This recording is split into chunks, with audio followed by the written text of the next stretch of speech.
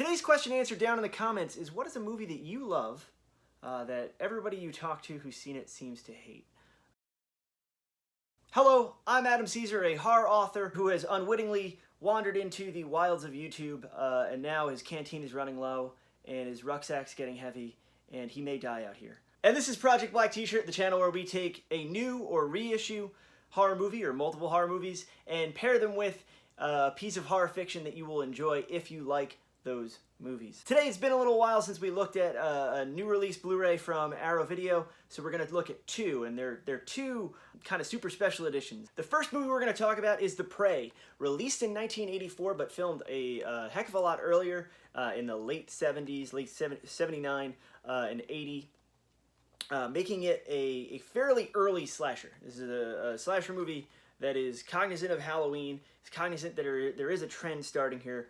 It's very cognizant of The Hills Have Eyes, which we'll talk a little bit about later. But this is a movie that plays it fairly straightforward, and I think that its little idiosyncrasies and its little formal tweaks and the things that it does with the genre that's not quite solidified as a genre yet are what make it so special. So this is a movie that starts out with a pre-credit sequence of a fire. We know it happens in the 40s, this fire, raging fire. We're given no real context as to what we're supposed to think about this fire. Then there's another kind of pre-credit sequence where his man and his wife, they're out camping and they get axe murdered.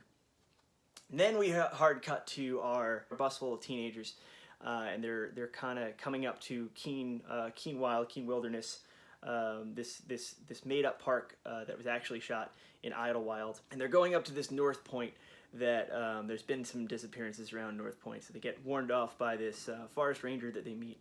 The forest ranger is a really memorable character, a really fun character, and then they go up, they start camping. There are these long sequences of them walking through the woods, a lot of nature footage, which sounds like this movie kind of gets flack for, but the nature footage is really cool. It kind of gives you a real sense of these being deep woods and this being a camping trip. So I kind of like them. But they're in these long sequences where they're walking through the woods, heavily improv, heavily ad-libbed by the young cast here. And they start getting killed off one by one, and leads to the reveal of the killer slash kind of monster, played by Carl Strucken, who is the Stricken, I'm not sure how I'm saying that right, who plays the giant in Twin Peaks. Shows up very briefly, very recognizable even though he's got prosthetics on. It's a movie that the enjoyment is in the hanging out. It's a quick movie, it's an 80-minute movie. And it's also a movie that has a little bit of, it has multiple, kind of legends surrounding it, and collector and film fan legends, but not super well known, not super well seen. And Arrow's new edition is kind of going to change all that, because you not only get the 80-minute straightforward director's cut, which is great. I think it's paced perfectly, even though it's a pretty low-key slasher. Doesn't have a lot of kind of marquee kills, even though two of the kills I think are close to all-timers, one especially, but it's a complete spoiler if I tell you about it. And this kind of very effective sense of place, very effective sense of wilderness and camping, and that feeling of being out in the woods and being helpless. And also you get here as a second disc, and I'll open this up now, you get the nice original art as a slipcover, and then you get the newly commissioned art, very dynamic, very cool. And you get two discs, you get The Prey, and then you get The Prey, the international cut. Now this international cut, this was released by Essex Pictures, released and funded by Essex Pictures. They had done a number of adult films and a few other things with the director Edward Brown, co-written by Edward Brown and Summer Brown. This version is a real slim, to the point kind of slasher. And you have the international cut, which has 25 minutes of arguably a backstory for the creature, where the creature comes from. In the original cut, there are about 3 or 4 lines worth of hints that this is someone who was badly burned in that fire that you see at the beginning, and there were a band of gypsies that lived up in the hills. In the international cut, you have 25 minutes of gypsy melodrama. You have the gypsy camp filmed sepia tone so that you know that it's old-timey, and then you have them getting caught up with the locals and offending the locals in all these different ways. It is a cut that is clearly made to sex up the movie, to give it more kind of exploitable elements, and to make it run a little longer. It's 95 minutes. If you get this disc, which I think it is if you're at all a slasher film fan, I think it's a must-buy. Do not make the mistake of being like, oh, the international cut, that sounds like it's closer to the director's cut. That sounds like it's longer. That probably means more gore and stuff like that. Don't do that. Watch the real movie first, and then if you want to, go check out the gypsies palling around for 25 minutes. It adds nothing to the movie. It only really detracts from the movie because they take out some of the funnier and cooler sequences of the kids hanging out in order to put all that gypsy stuff in, which is really lame. But it's great to have it, and the backstory of how it was restored is in here. Vinegar Syndrome's Joe Rubin shows up in the liner notes and talks about how they reconstructed that. It's really, really interesting. And I will say, now that we've talked about the film itself, which I give really close to my highest recommendation, I will say that this, as far as a Blu-ray set goes, as far as special features presentation, this is the best thing I've seen in a long time. They talked to pretty much every major member of the cast. They talked to the director for about an hour. There's a partial commentary. They call it an audio interview, but it's a partial commentary track because they play it over the film. They talked to him for about an hour. They have that other cut in here. They have 45 minutes of outtakes, kind of longer takes and outtakes. There's a lot of this stuff when I'm reviewing it. I'll skip around. I'll watch some of the stuff. I'll be like, oh, this isn't holding my attention. I'll move on. I watched every single stitch of extra features on this set, and it took days. There's a lot of cool interviews. There is some repeating material, especially if you watch they premiered the film at Texas Frightmare and they filmed the panel at the end, and some of that stuff repeats in the one-on-one interviews. But it's just so cool. And Arrow really went out of their way with this. They made a little booklet that's as if you were getting your camping permit to go to the campsite in the film. It's just like really, really well done. I highly recommend it. And as with everything, I will put the links down in the description for you to go pick this up from either Amazon or friends at Diabolic DVD. Next up, an even more lavishly boxed set. It's one of these ones that has a kind of perfect bound booklet instead of liner notes. It has a poster and all that to showcase Wes Craven's The Hills Have Eyes Part 2. I love Wes Craven. I've seen most of his quote-unquote lesser films, if not pretty much all of his lesser films. I haven't seen some of the made-for-TV stuff. This is a movie that I really like the original. I like the original Hills Have Eyes. It's a movie that feels of two minds. It feels like kind of halfway between like Last House on the Left, which is first film, and something more commercial, something more definitively late 70s and kind of crowd-pleasing and more rollicking action. And then The Hills Have Eyes Part 2, which he made right before he made Nightmare on Elm Street. He'd already written Nightmare on Elm Street. According to the special features here and the people they talked to, wasn't feeling the best about his career, wasn't feeling like he was going to make it in Hollywood, and he got the opportunity to make a sequel to The Hills Have Eyes with clearly not enough money and clearly not enough time and clearly not enough enthusiasm, because the film that results picks up 8 years after the original. We have the surviving cast members, the brother and the Ruby, the member of the cannibal family that survived, that kind of defected. And these two are returning cast members. We have a long beginning scroll that plays before the movie, and then we just dive into a really goofy plot about, well, the brother from the first film has invented a new kind of super fuel that's going to be used in dirt bikes. And this whole dirt bike racing crew is got to go out into the desert. They're going to showcase this new super fuel, and they're going to win the race, and that's going to be great. So we've got a large cast of completely expendable kids, all with their own quirks. They load up into this school bus, and they're going to drive out into the desert, and the brother doesn't want them to go. He's like, oh, I got a bad feeling about the desert. He still has PTSD about what happened to him. And they're all like, don't worry, we'll go out there, we'll be fine.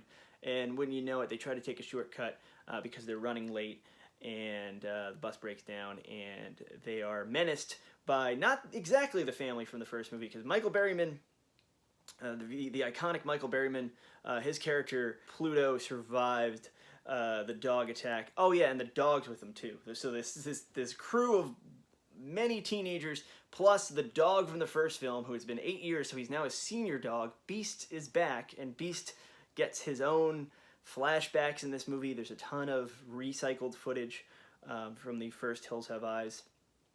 Beast is back, and they go out into the desert, and Pluto has survived, and now there is the Reaper, who is Jupiter's, the paterfamilias of the original family. It's actually his brother. So the uncle has stepped in to be the new head of the Hills Have Eyes family. It's shot out in Joshua Tree. It's kind of silly. It kind of has moments that weirdly work, but it's kind of threadbare. It's a movie that the documentary included here. It's about a 30-minute documentary where they talk to a lot of different people. And from the sound of it, production was shut down a couple times, and they didn't have everything they needed to make it work. The producer didn't want to throw good money after bad and kind of pay for the reshoots he feels like now, decades later, would have helped the movie. All that said, and it sounds like I didn't like this, all that said, there's something interesting going on in The Hills Have Eyes Part 2, especially because it's 1984, which is also the year that Nightmare on Elm Street came out. The idea that this was the last act of kind of desperation before Wes Craven really popped and became the Wes Craven we kind of know, or like the commercially successful Wes Craven we know, makes this a really interesting watermark of a film. I was just recently out in LA, and I was able to go to a screening of Nightmare on Elm Street with Heather Langenkamp and Amanda Weiss in attendance. And they had such nice things to say about Craven and his legacy and that film in particular, that it's really interesting to watch a movie that's kind of a mess and was made right before this unassailable classic of a movie that watching it with a crowd, watching it on the big screen, it's a movie that feels like it hasn't aged a day because it just works so incredibly well. And it's a movie that I know a lot of people, and myself included, I like a lot of the Nightmare sequels. I think there's some really great stuff in them, but I think there's so much intelligence, and it's such a personal film to Craven that to watch him make something that is incredibly not personal, incredibly goofy, incredibly like some of this stuff is clearly almost self-parody. I think if you watch the film through that lens as a little bit of a failure, and also as a little bit of a goof, as a little bit of a oh, this is the kind of movie they expect me to make, so let me make it as ridiculous and silly as I can, then I think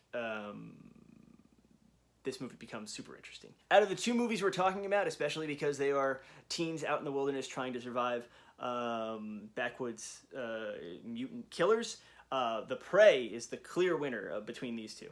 But if you have good memories of the original The Hills Have Eyes, which I love, and if you really want to see those characters again, you really want to see what happens, or if you have fond memories of this film, Arrow does you right here. It looks great. The features are nowhere near as plentiful as on The Prey, but they are really kind of honest and interesting and show you kind of why this movie is like it is. For this week's book recommendation, I wanted to stay with the theme of late 70s survival in the wilderness. So we're going to talk about Thomas Page's The Spirit. This is a book that was originally published in 1977, but it's recently come back out. It's been reissued by Valancourt in conjunction with Grady Hendrix and Will Erickson and their Paperbacks from Hell brand. So this is a book that shows up in Grady Hendrix's Paperbacks from Hell, has been covered on Erickson's Too Much Horror Fiction, and it's being reprinted here with a new introduction by Hendricks. A lot of these late 70s pulp novels do not hold up. A lot of them are not all that great. The Spirit surprisingly does, and maybe that's because I'm a Bigfoot fan and it is a Bigfoot book, but I will admit that I'm fully a sucker for Bigfoot lore. But the era it's written, the kind of meditative quality it takes with these, you've got two characters chasing after the Bigfoot. One of them for spiritual reasons, because he thinks it's going to give him his kind of spirit name. This is his spirit guide, and he's following this Bigfoot and somehow helping it and somehow kind of keeping it alive. And then we've got this guy who wants to hunt it and kill it and become famous when he finally bags the Bigfoot.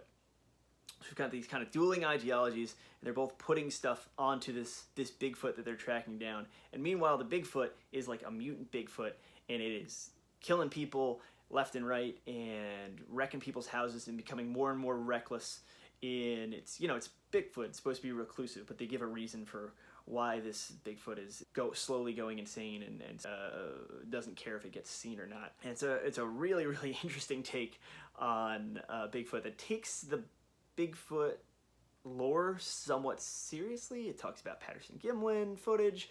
It's an interesting kind of time capsule, but also totally holds up. Hendrix's introduction gives you a lot of good context, and the book itself is really, really enjoyable, pretty well written, and thematically interesting. It's got a hell of a lot of Bigfoot in it too. So if you want to check that out, that's Thomas Page's The Spirit. As with everything, I'll throw the links down in the description. Before we go, I want to give a special shout out to one of my subscribers, Sarah, who watched the underrated horror novels video from a couple weeks back, and I talked about Ken Greenhall's Baxter and mentioned that I'd never seen the film. She actually sent me this DVD of Baxter. That was very, very nice of you, Sarah, so thank you so much. I'm Adam Cesare. This has been Project Black T-Shirt. If you want to find out more about me or my books, I write novels, novellas, comic books when they let me, and I will send you a free couple short stories and a free novel sample if you join my mailing list. Links down in the description. Twitter, Instagram, all that stuff, all also down there. I will see you next week when we're going to be talking about some more movies, because it's going to officially be October, and it's the spooky season, and I'm so happy.